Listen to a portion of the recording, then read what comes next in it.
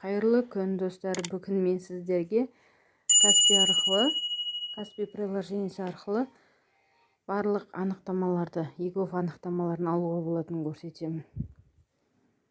Қазір бір басты бетте госуслугиді басамыз.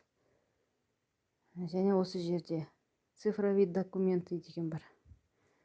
Өзіңіздің кодыңызды енгізесіз.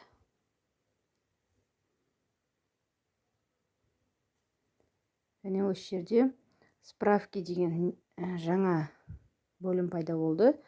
Міне осыны үстінен бассаңыз, сізге керекті түрлі анықтамаларды қолыңыздағы приложение арқылы да алуға болады. Пенсионное отчисление 3 месяца керек па, или соңғы 6 айға керек па, жылға керек па, осы уақытқа дейінгі керек па, или бір периодты таңдайсыз өзіңіз.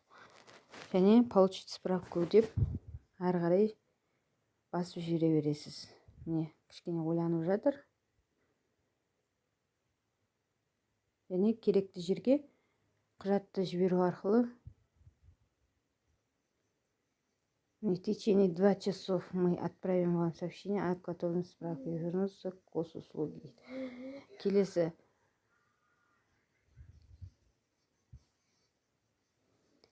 тағы да теріп көрейік. Наркологический справка.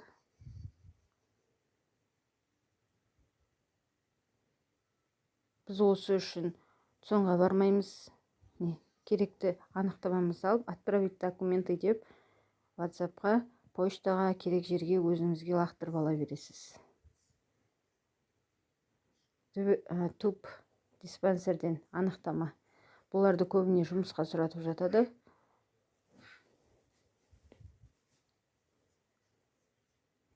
Тез дайын болады телефоныңыздан ақ.